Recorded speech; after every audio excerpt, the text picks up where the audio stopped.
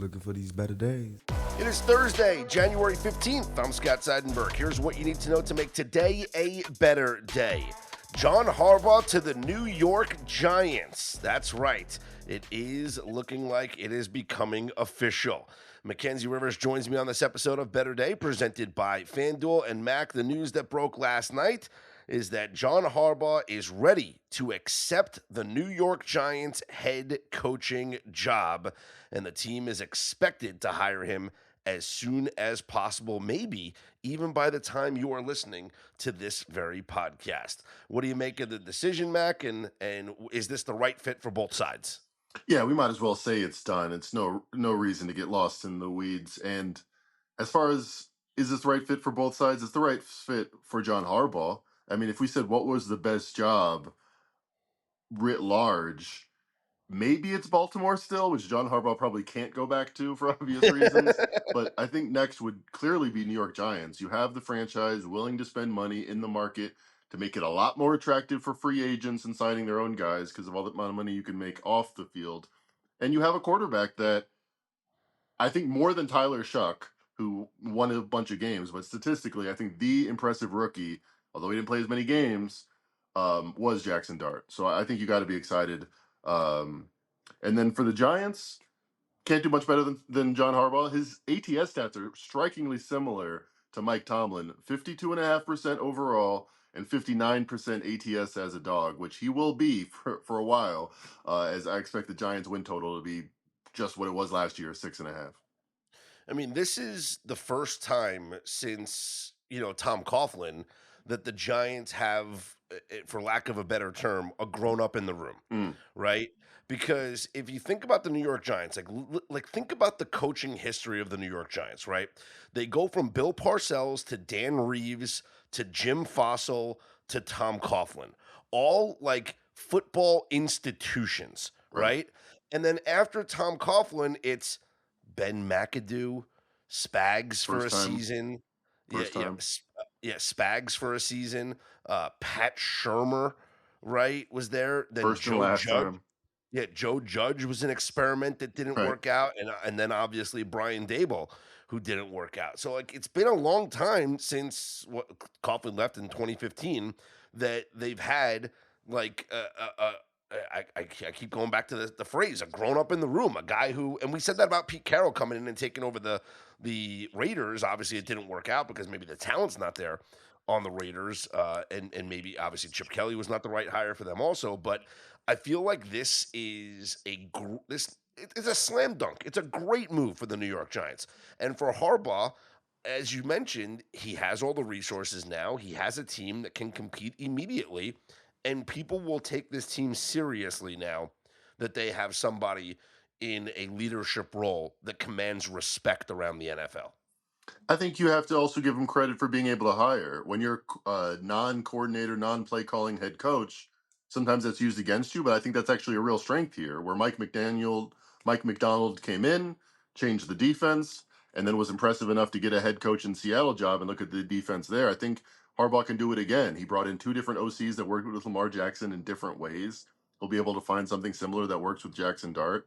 Um, I think the worry when you have a non-playing calling OC is that they won't be able to hire talent. I don't think there's a head coach you rather work for than John Harbaugh at this point. And that's a great point. And this is the thing where you have a guy who is not like the new style of head coach is a head coach that calls plays, whether they call the defense or they call the offense, right? But there was a time where, we had head coaches that were just in charge of the organization. And John Right. Harbaugh is a head coach that delegates authority and is in charge of the organization so that the offensive coordinator can handle the offense. The defensive coordinator can handle the defense, and he might have he might have some input on special teams, but he oversees everything, and that's something that the Giants, I think, desperately needed. For sure. I mean, what do you dictate on special teams? You got enough time on your hands. Make the kicks. Exactly. So, congratulations to the New York Giants. Congratulations to John Harbaugh, who will be the 23rd official head coach of the New York Giants. That includes like interim coaches and all these other ones that will be brought in. And I guess the question is how long till the Giants are back in the playoffs. If you look at if you look at their season this year, Mackenzie, as now we can bring up my loss in the Westgate season wins contest and how I had the New York Giants to go over 5.5 wins. That obviously did not come true as they finished the season with 4 wins. But look at some of these losses, right? They lost 40-37 in overtime against the Dallas Cowboys. Okay. They lost to Denver where they dominated the game and gave up 33 points in the fourth quarter to lose that game. Okay. They lose a game to Chicago where they had a late lead and then blow that lead by allowing, 2 fourth quarter scores in under 4 minutes. Right. And then there was the overtime loss to the Detroit Lions. This is a team that could have won several more games than they did this season, as bad as they were. You look at Neflo's power ratings, it's crazy. The Chargers are the 20th team, the Bucks are the 21st, then the Giants, then the Chiefs, then the Saints, then the Panthers, by the way. So multiple playoff teams were power rated by Neflo, a great analytics website, um, worse than the Giants, who were in competition to be the number one pick in the draft. So if you're gonna have a season from hell and fire your coach, hard to their record. If you played the simulation 100 times, probably was 4 wins, like 5 times at most. O- Okay, I'm going to ask you the question then. Every single year in the NFL, there is a team that goes from worst to first, Right. right? It happens every year. It's now 21 out of the last 23 years, I believe it is, that a team has gone from worst to first. The New York Giants finished in last place in the NFC East this year. Will they win the division next year? Yes, I'm not even going to hedge. They will win the division. They haven't won it I since think 2011, but I I think they're think going so to. too. I don't think it's crazy. I think the Eagles can take a step back Absolutely, with they can. everything that's going on there. The Cowboys are still a mess. The Commanders we don't trust. Like I think the Giants, if you're going to pick any last place team, obviously the Lions are a last place team that you can pick to win their division. The Saints are maybe a team that's on the rise, right? Excuse me. But like the Giants could easily go from worst to first in their division. Yeah, they were the only team all season to beat the Eagles by double digits. So All they right, just got to do it again. let's get Um, in our tickets now. The New York Giants to win the NFC East you'll probably get what, next 5 to 1 on season. that when it comes out. Yeah, it's probably not even that much of a long like it's not that long of a shot, right? Like it won't be like we're not going to get 10 to 1 odds. It's going to be shorter than that. Yeah. So, yeah, maybe it is plus 500, but yeah, Giants to win the division. I think that's going to be the play going into next season. All right, Mackenzie, elsewhere in the NFL, your 49ers maybe get some good news as Fred Warner is not ruling out a return this weekend for the divisional round against the Seattle Seahawks.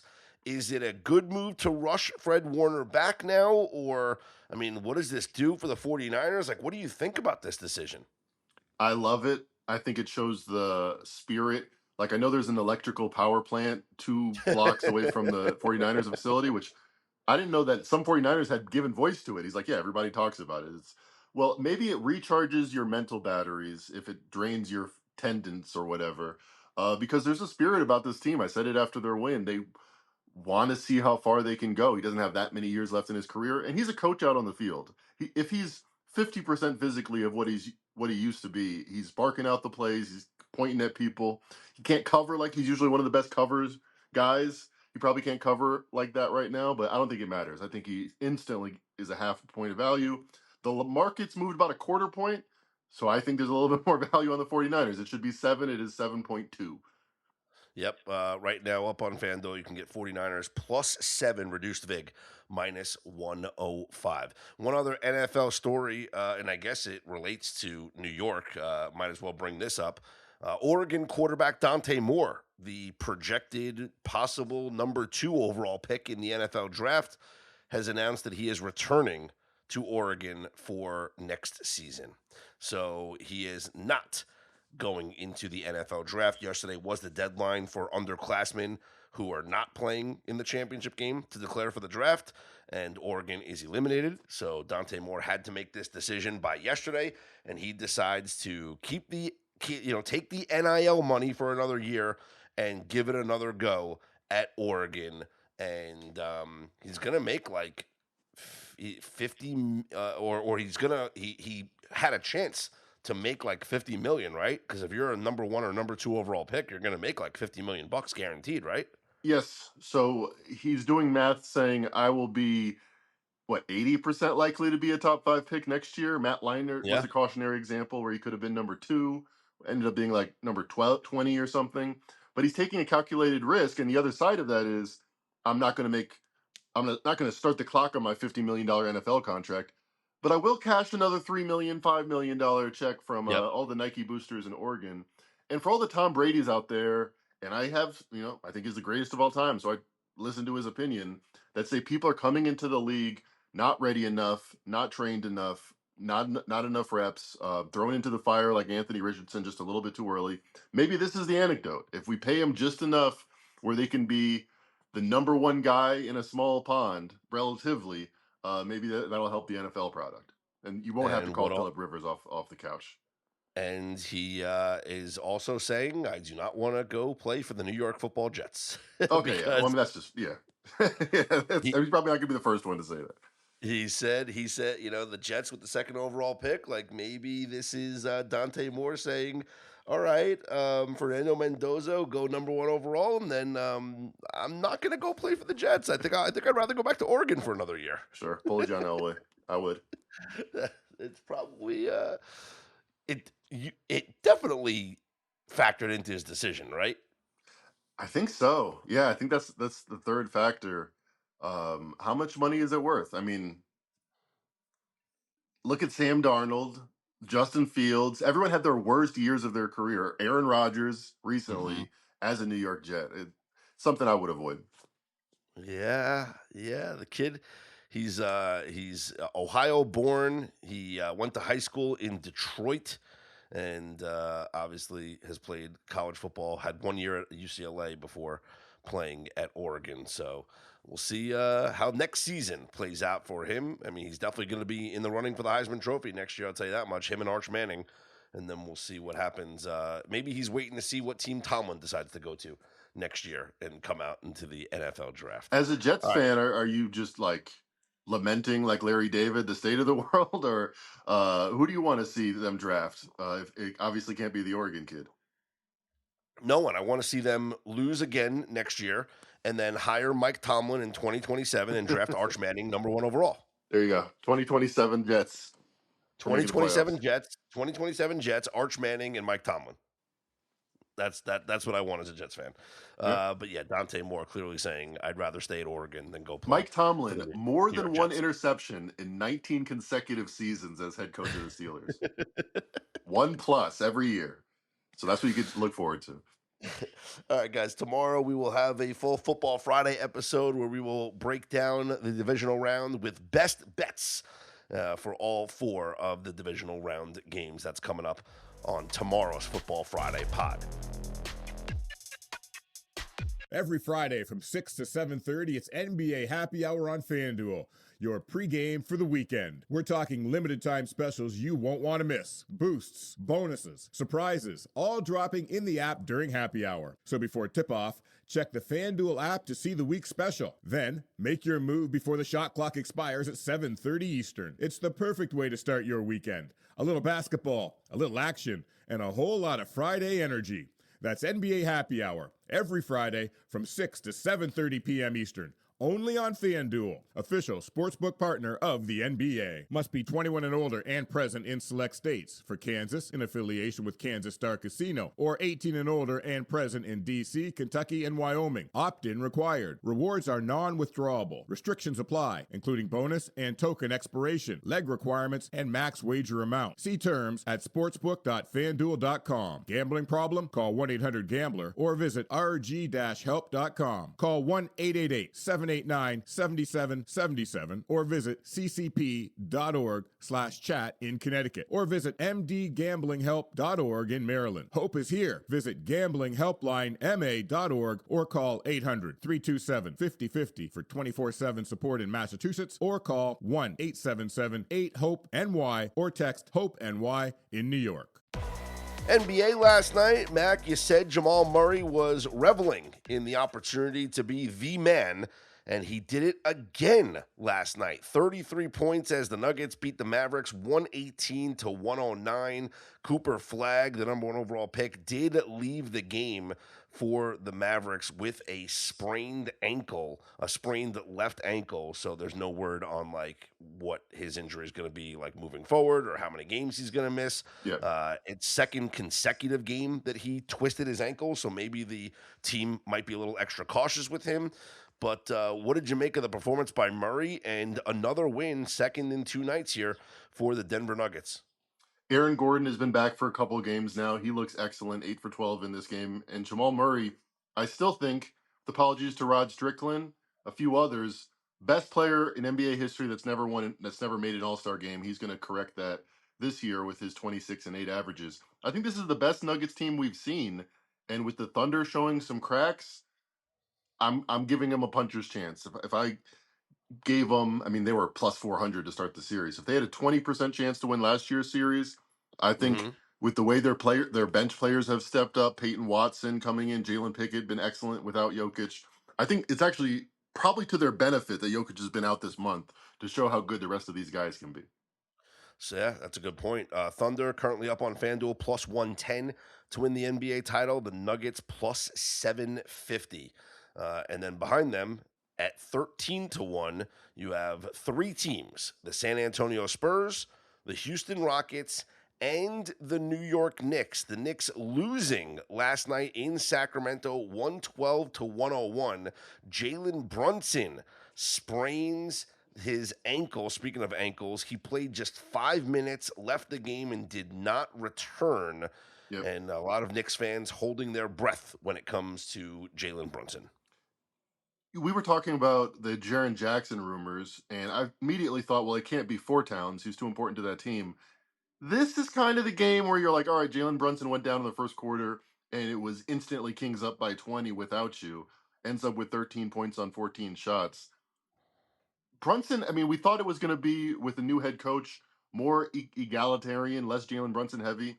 He's been like the MVP of any Eastern Conference team. He's been as vital to their success, meaning maybe they can go defensive with their other picks, maybe or their other best players. Maybe they can bring in a Jackson Jr. for a town straight up, and it makes them better overall. It's definitely something that the Knicks are going to have to ponder. They are playing tonight at the Golden State Warriors, Mackenzie, and the Warriors 7.5-point favorites. Would you lay it with the Warriors right now, just off the uncertainty about Jalen Brunson? I would, and I think the wine and cheese crowd is something that's kind of hurt the Warriors at home in various years, but people get up to play the Knicks and to beat the Knicks. Without Brunson, I expect the Knicks offense to be very limited. So low total, and I think the Warriors thrive on that because they only have so much offense. So in a total of 226, they can get their 120 and be out of there winners. Cover.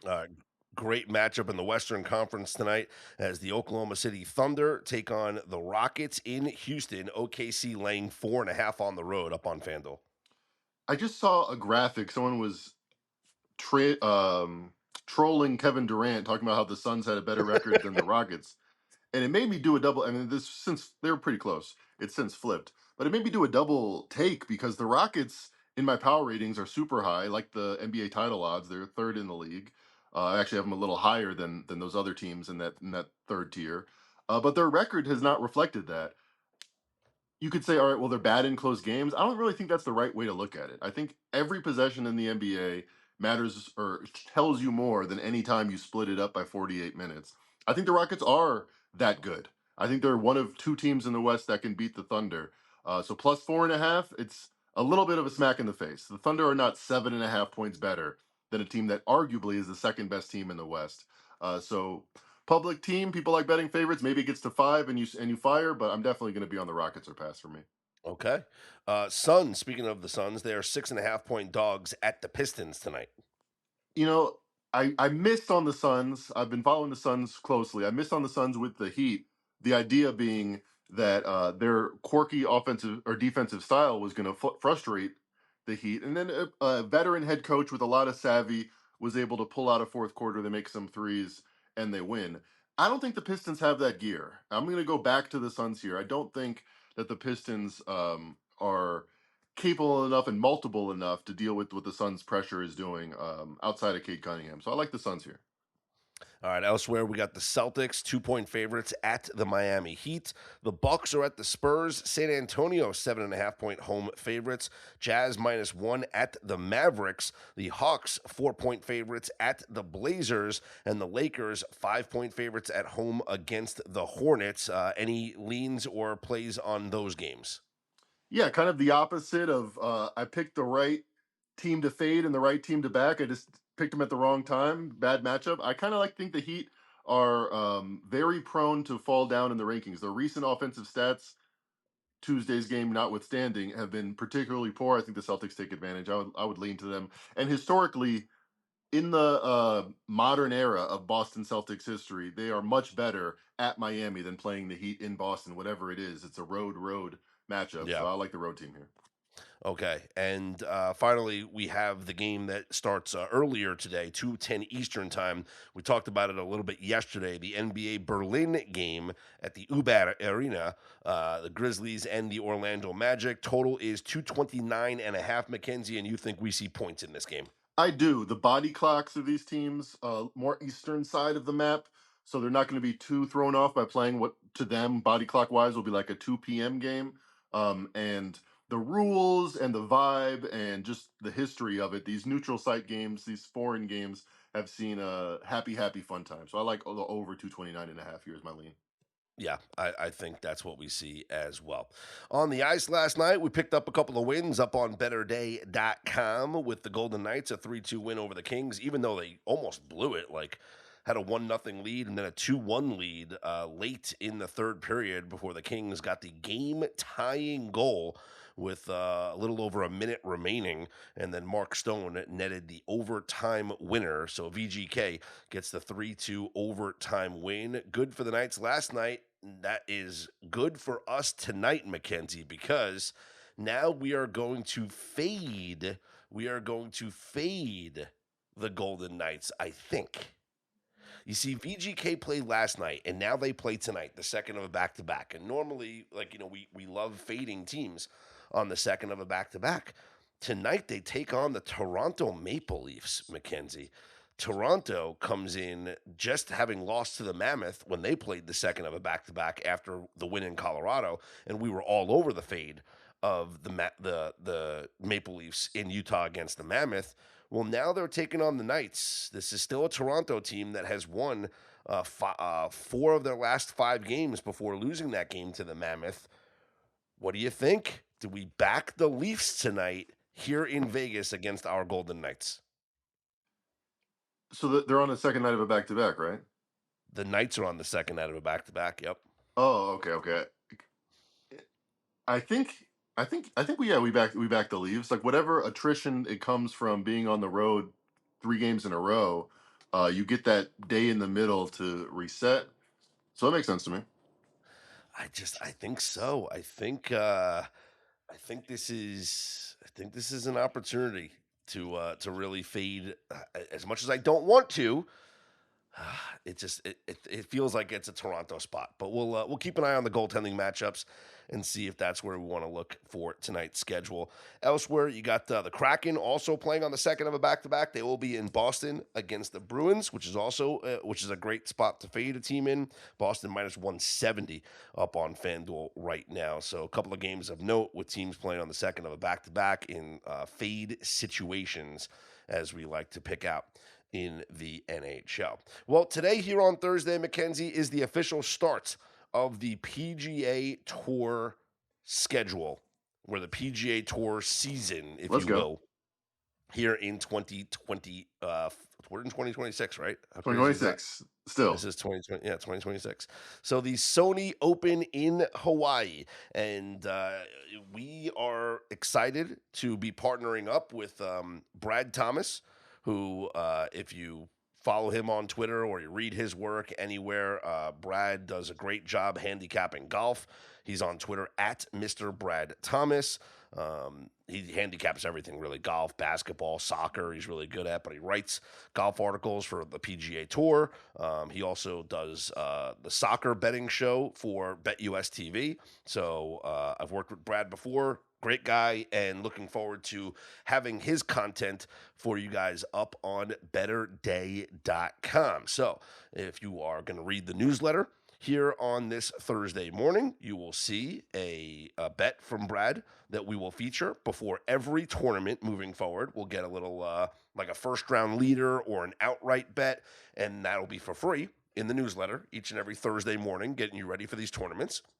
And then for Better Day Insider and Premium members, we'll feature some of Brad's other plays up on betterday.com and obviously sent out to the Telegram channel. So matchups, props, things like that.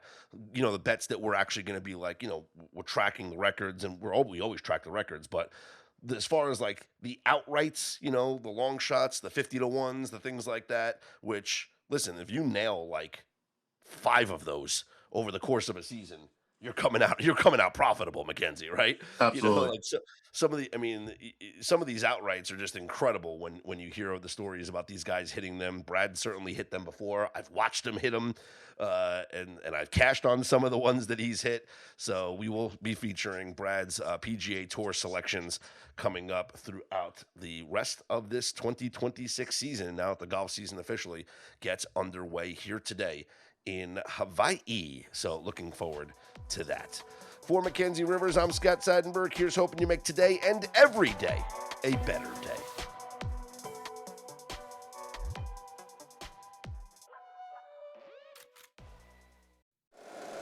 If you like the show, please take a moment to rate, review, and subscribe. It really does help the show to grow.